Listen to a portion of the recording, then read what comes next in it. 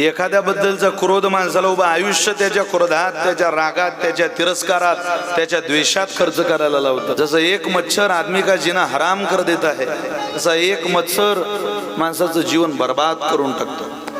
एखादा मच्छर येऊ द्या खोलीत, झोपू देत नाही. तसा एखाद्याचा राग धरा तुम्ही आयुष्यात, तुम्हाला तो झोपू देत नाही, कायम त्याचा राग. मुळे कोणाबद्दलचा राग, कोणाबद्दलचं प्रेम या फांदामध्ये मनुष्यानं फार काळ पडू नये. कोणाचा द्वेषही करू नये, तो कोणावर अति प्रेम सुद्धा करू नये. अति प्रेमाने सुद्धा त्रास होतो आणि द्वेषाने सुद्धा त्रास होतो. प्रेम केलं आणि ती व्यक्ती सोडून गेली, त्रास आहे. द्वेष केला, त्रास आहे. प्रेमामध्ये निस्पृह राहावं लागतं आणि द्वेषामध्ये क्रोधात राहावं लागतं.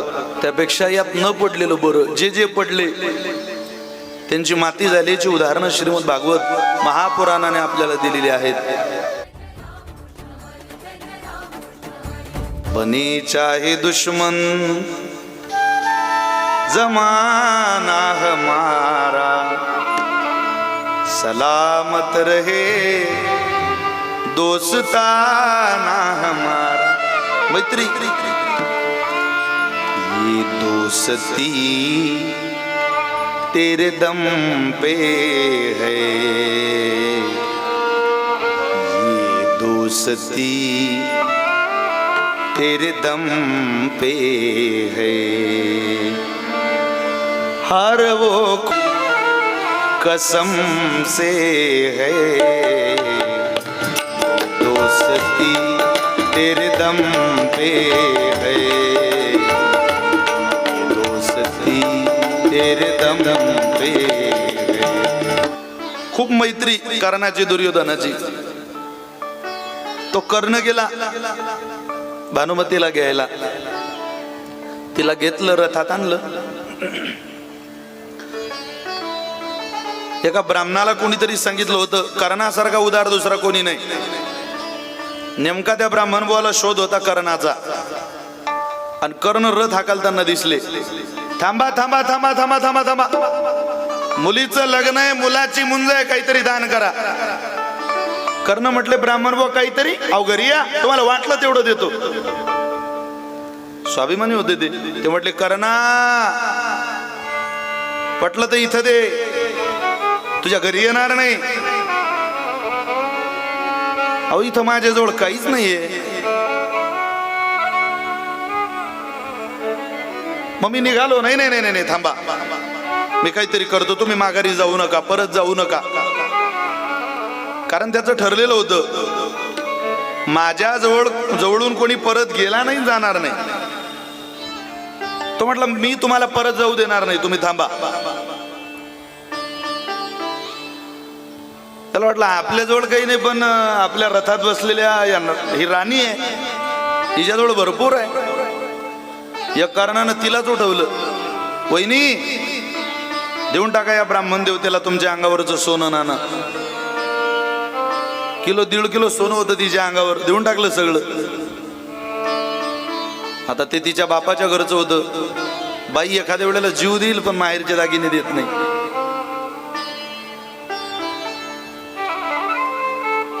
ती रागावली ना, संतापली. माझ्या माहेरचे होते ना, याला मित्र म्हणता का? ना असाच कुठं मित्र असतो का? स्वतःला तर वेळच नाही, मित्राला पाठवलं.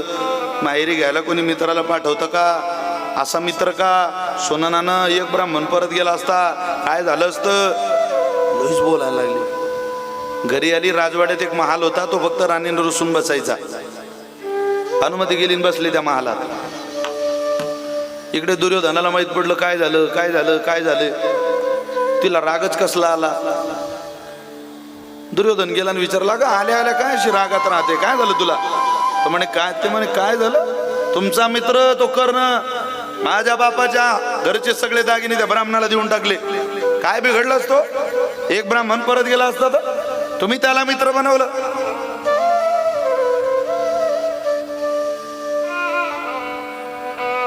हे उदाहरण तुमच्या डोळ्यासमोर घ्या. आज एखाद्याच्या बायकोनं जर आपल्या नवऱ्याला सांगितलं असतं की तुमच्या मित्रानं तुमच्या पाठीमागं येऊन मला बळजबरी दागिने मागितले, देऊन टाकले दुसऱ्याला. आज काय परिस्थिती निर्माण झाली असते तुमचं तुम्हीच पाहून घ्या. उत्तर ऐकण्यासारखं आहे दुर्योधनाचं. दुर्योधन म्हटलं शुकरमान त्या कर्णाची, की त्यानं तुझ्या अंगावरचे फक्त दागिनेच घेतले. त्या ब्राह्मणानं कधी सांगितलं असतं बा पोरगीच भेटत नाही,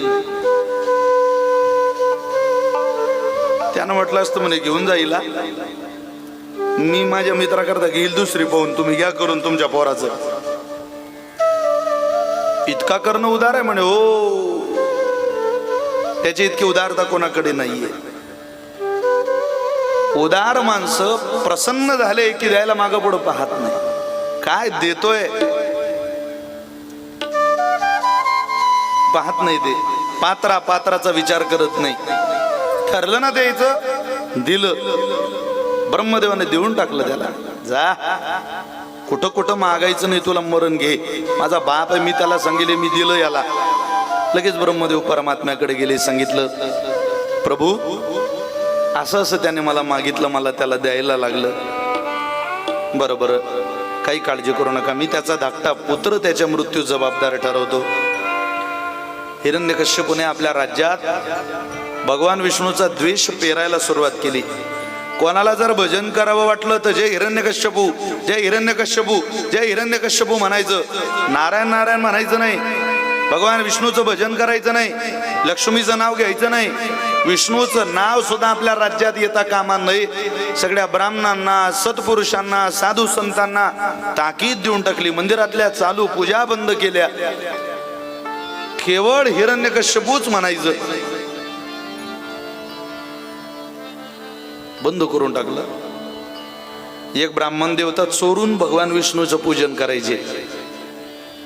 त्यांच्याकडे शालिग्रामाची मूर्ती होती. ती शालिग्रामाची मूर्ती संध्यापात्रात ठेवली, स्नान घालायचे, भगवान विष्णूची पूजा करायची. शालिग्राम ही प्रत्यक्ष विष्णू मूर्ती आहे. त्या हिरण्यकश्यपूला कोणीतरी सांगितलं सगळ्यांनी पूजा बंद केली, पण एक ब्राह्मण काय आमचं ऐकत नाही. कोण आहे तो? त्याच्या घरावर स्वारी. पाहिलं संध्यापात्र होतं, ते ब्राह्मण पूजा करत होते. उचललं ते संध्यापात्र, शालिग्राम होता त्यात. हा आहे ना विष्णू, यालाच विष्णू म्हणतात ना, हाच तुझा देव आहे ना, बघ बघ तुझा देव आता कसा पोटात गिळून घेतो. संध्यापात्र ओठाला लावलं. पंचामृत होतं, पंचगव्य होतं, सगळंच शालिग्रामाच्या मूर्ती सहित त्या हिरण्यकश्यपूने पोटात गिळून घेतलं. हो, मग मात्र ब्राह्मण देवता धाकात राहायला लागले. आता हे भजन काय आपल्याला शक्य नाही. धाकटा मुलगा जन्माला आला हिरण्यकश्यपूचा. त्याचं नाव आहे भक्त प्रल्हाद. नुसतं प्रल्हाद म्हणत नाही, भक्ताच्या यादीमध्ये ज्याचं नाव पहिलं आहे त्याला प्रल्हाद म्हणतात. त्या भक्त प्रल्हादानी सगळं आईच्या उदरातच भगवान विष्णूच्या पूजेचं शिक्षण घेऊन घेतलं होतं. गर्भाधान संस्कारच झाले होते काही यादूकडून प्रल्हादाला.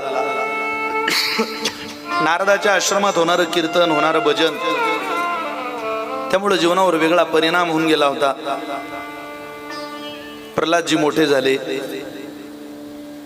चंड आणि अमरकांची दोन गुरूंची त्या गुरुकुलामध्ये शिक्षणाकरता व्यवस्था केली. सांगितलं या प्रल्हादाला शिकवा. ते शिकवायला लागले, पण जे शिकवणारे होते त्यांच्या पलीकडचं शिक्षण अगोदरच प्रल्हादजींचं झालेलं होतं. महिना 2 महिने प्रवास झाला त्या गुरुकुलाचा. सहज खेळत खेळत प्रल्हादजी पित्याजवळ आले आणि विचारलं हिरण्यकश्यपूने, प्रल्हादा काय शिकला रे? खूप काही शिकलो बाबा, सांग बरं थोडस. श्रवणम कीर्तनम विष्णू स्मरणम पादसेवनम अर्चनम वंदनम दास्यम सख्यम आत्मनिवेदनम. हे काय सांगतोय तू? बाबा मी तुम्हाला भक्तीचे प्रकार सांगतोय. कधी भगवान विष्णूचं श्रवण करावं, मनन करावं, निधी ध्यासनापर्यंत जावं, अर्चन भक्ती करावी, कधी पादसेवन करावं. मांडीवर बसलेला प्रल्हाद उचलला आणि उचलून जितकी ताकद होती तितक्या ताकदीने शी फेकून दिला. गडबडट प्रल्हादजी त्या महाद्वारापर्यंत गेले. सगळी प्रजा धावत गेली. स्वतःचं पोरग याने फेकून दिलं. राजाने काय झालं असेल, मेलं तर नाही पोरग? जाऊन पाहिले, उचललं प्रल्हादजीला. का रे प्रल्हादा, काही लागलं नाही ना तुला? हसायला लागले प्रल्हादजी. इतकी मोठी भक्ती केल्यानंतर माझा परमात्मा मला खरोच सुद्धा होऊ देत नाही. पुन्हा राग आला हिरण्यकश्यपूला. अजूनही हा त्याचंच नाव घेतो. मारायचे अनेक प्रयत्न सुरू केले. चंड अमर्क म्हटल्या, हो एवढ्यासा पोराचा तुम्हाला इतका राग येतो?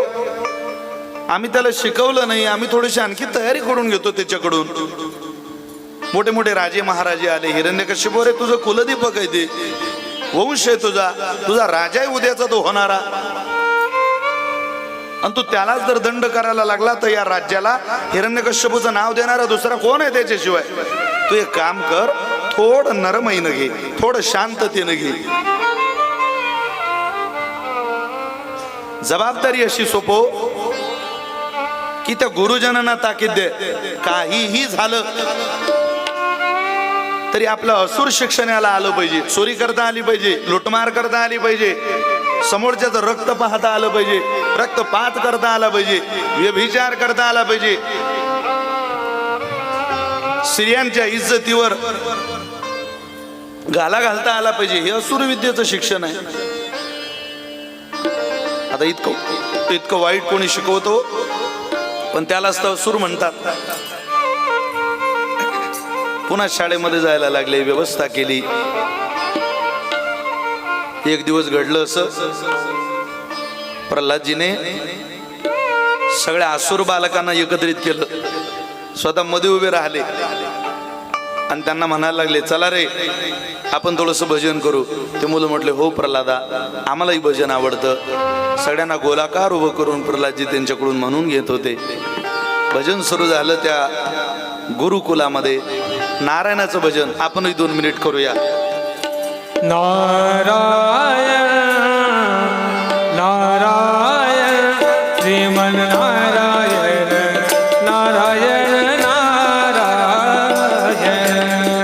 नारायण नारायण श्रीमन नारायण नारायण नारायण. एक टाळी वाजवा, एक. नारायण धन्यवाद माय बाप. नारायण श्रीमन नारायण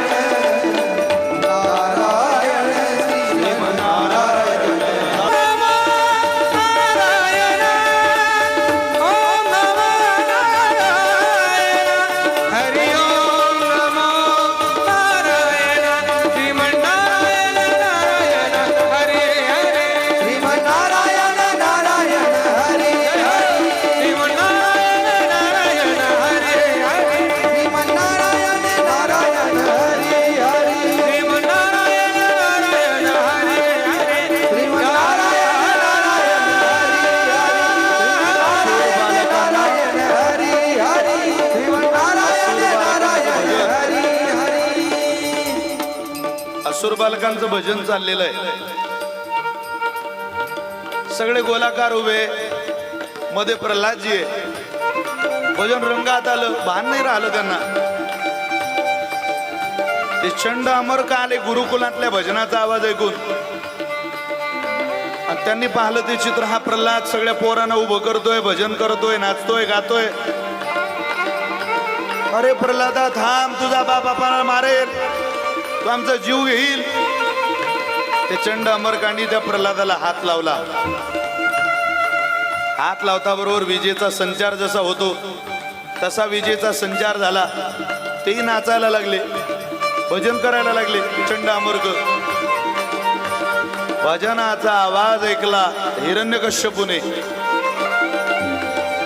रागाने लाल बुंद झालेला आहे. काहीही झालं तरी प्रल्हादाला जिवंत आज सोडणार नाही, सोडणार नाही, सोडणार नाही. हा कुलांगण आहे, हा माझा मुलगा नाही, हे माझं पाप माझ्या पोटी जन्माला आलेलं आहे. हा कोणीतरी भगवान विष्णूने पाठवलेला त्याचा सेवकच आहे. माझ्या राज्याचं वाटोळ करायला इथं त्याला पाठवलेलं असावं. पळतच गेला. हिरण्यकश्यपूने भक्त प्रल्हादाला हात लावला.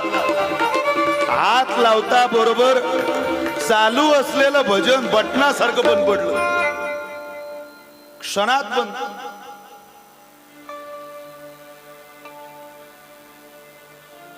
तू म्हणाल का हो, त्या चंड अमरकांनी हात लावला तर भजन करायला लागले.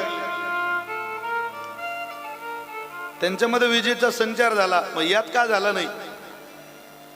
हिरण्यकश्यपू म्हणजे गेलेला बल्ब आहे, त्याच्यात विजेचा संचार होऊ शकत नाही.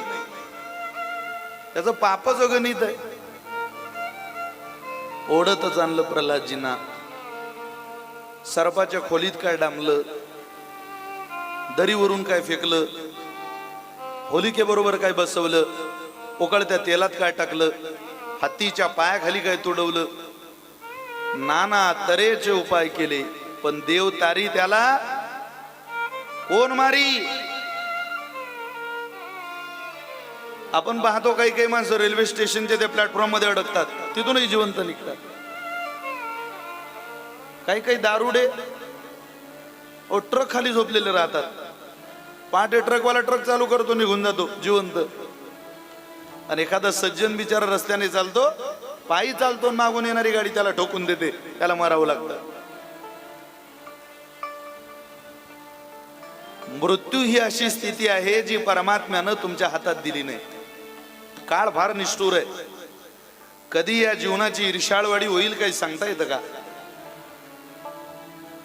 ज्या डोंगरानं अन्न दिलं, ज्या डोंगरानं घरं दिली राहायला, ज्या डोंगरानं वनस्पती दिली, ज्या डोंगरानं इंधन दिलं, ज्या डोंगरानं फळं फुलं दिली, तोच डोंगर रायगड जिल्ह्यामध्ये 2:30 वाजेला ईर्षाळवाडी सारख्या पूर्ण वाडीवरती येऊन पडतोय. अनेक माणसं त्यात मृत्युमुखी पडताय. ढिगाऱ्याखालची काही माणसं सापडली सुद्धा नाही अशी परिस्थिती आहे.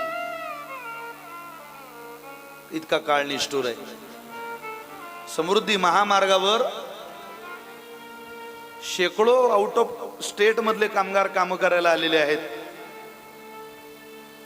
शहापूर नाशिकच्या पुढे ठाणे जिल्ह्यामध्ये तिथं पुलाचं काम चालू आहे.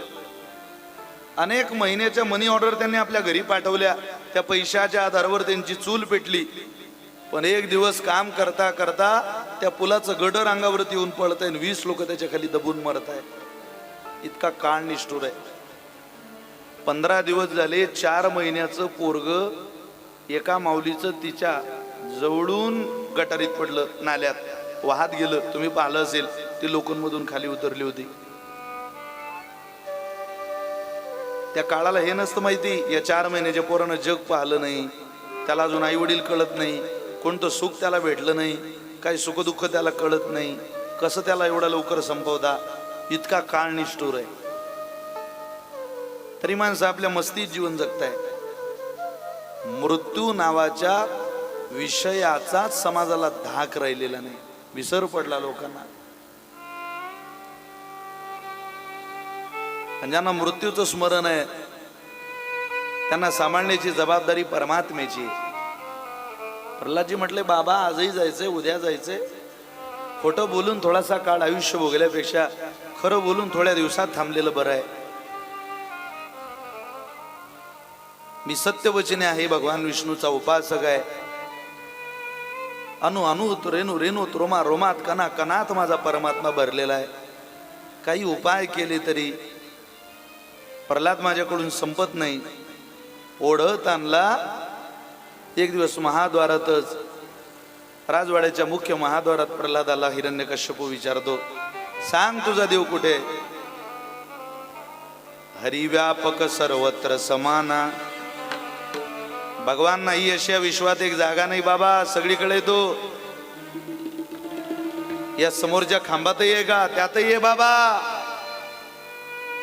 प्रल्हादाचा हातातला हात सोडला बापानं. 4 पावलं मागे सरकला.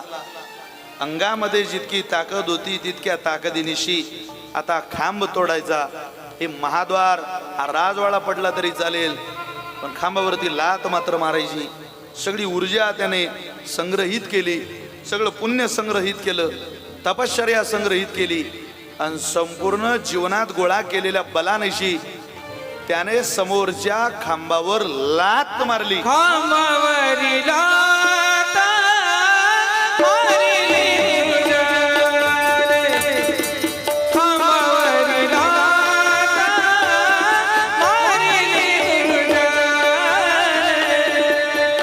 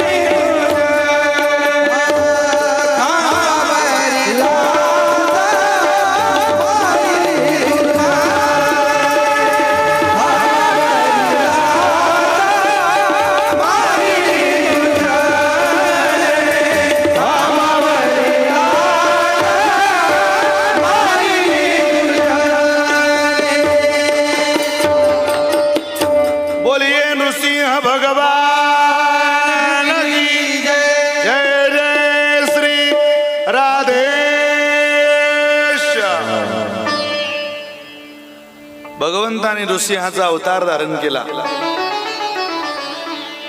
न पाहिलेलं रूप हिरण्यकश्यपूने पाहिलं. वरती पाहिलं पशु दिसतो, खाली पाहिलं तर माणूस दिसतो. मुखातून अग्नीच्या ज्वाळा, लाल बुंद अग्नीसारखे डोळे. हा कोण आहे? पळायला लागला. त्याला वाटलं रे हा माझा काळ आहे. पळता पळता पळता राजवाड्याच्या 4ही दिशा पळून आला. थकला तो, घामाघूम झाला.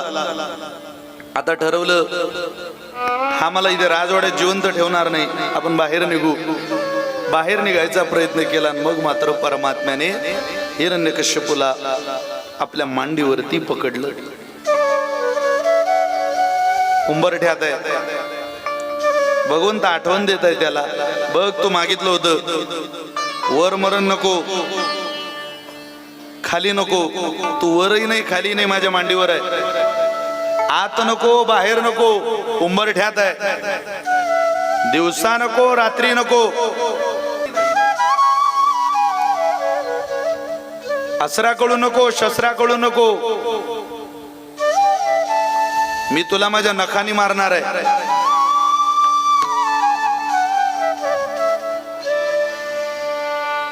स्वर्गातल्या देवतेकडून नको, मृत्यू लोकातल्या माणसाकडून नको. वेगळा अवतार आहे. मी स्वर्गातला देव नाही आणि मृत्यू लोकातला माणूस नाही.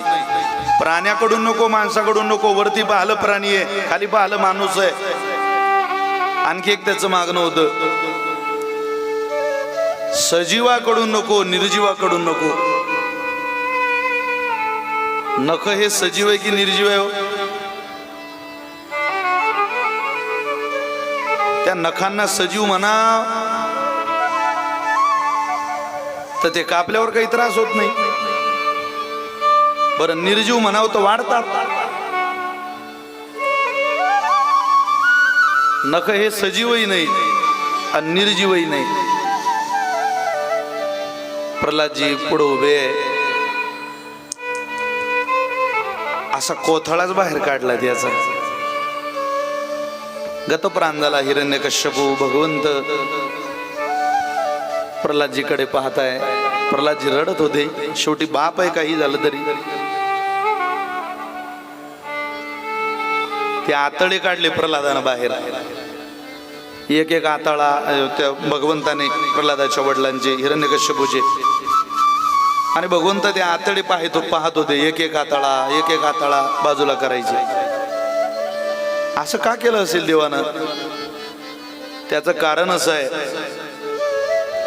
त्या ब्राह्मणाच्या घरचा तो शालिग्राम पोटात गिळून घेतला होता या हिरण्यकश्यपूने. तो शालिग्राम म्हणजे प्रत्यक्ष विष्णूची मूर्ती आहे. यानं मला कुठं लपून ठेवलंय ते पाहण्याचं काम परमात्म्याने केलं. ती शालिग्रामाची मूर्ती बाहेर काढली. प्रल्हादजीला आपल्या मांडीवरती घेतलं. शांत केलं प्रल्हादजींनी परमात्म्याला. पुढं वानप्रस्थाचे, संन्यासाचे, गृहस्थ आश्रमाचे काय धर्म आहे त्या धर्माचं विवरण प्रल्हादजींनी आपल्या प्रजेला केलं. प्रल्हादाकडेच परमात्म्याने